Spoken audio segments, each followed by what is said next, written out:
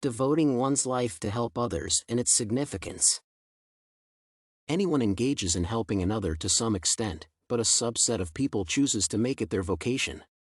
Such professions as a doctor, a firefighter, a police officer, and others are built upon the principles of selfless assistance and sacrifice.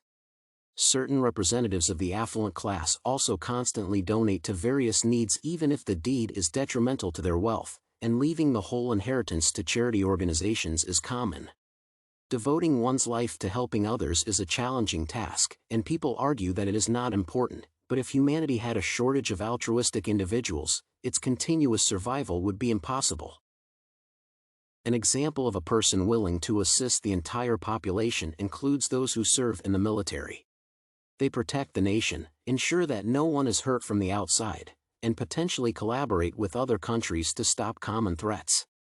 Some parts of the armed forces are also involved in maintaining domestic stability, and their contribution to the fight against COVID-19 and keeping internal peace has been invaluable.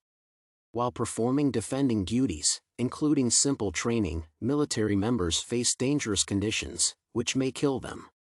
Still, they understand the risks and willingly choose to join the army or another branch to protect the country and its freedom.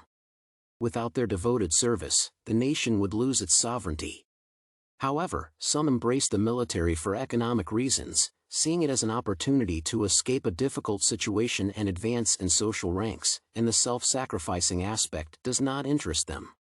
Such a notion is popular among liberal and left-leaning population groups.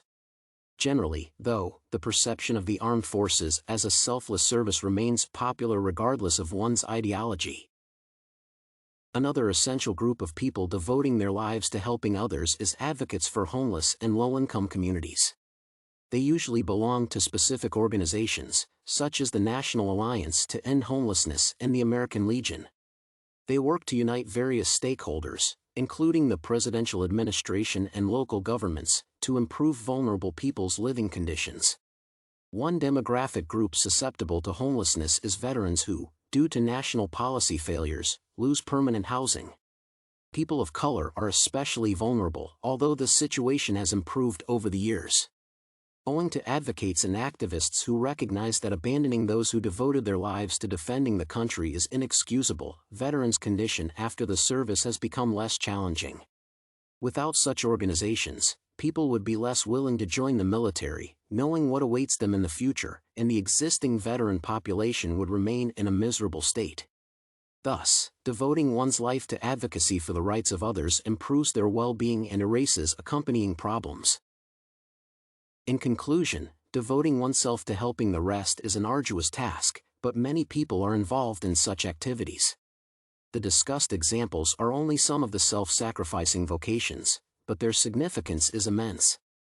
The military basically assists the entire country, guaranteeing its security and sustaining it within its borders, while advocates for the homeless help the needy population, including former defenders of the nation. The functions are necessary. If not for those people, the consequences would be devastating. While some join the military for reasons far from altruistic, they are a minority and still manage to help, even though their priorities lie elsewhere. As long as the duty is fulfilled, why someone chooses to assist others as a calling is irrelevant.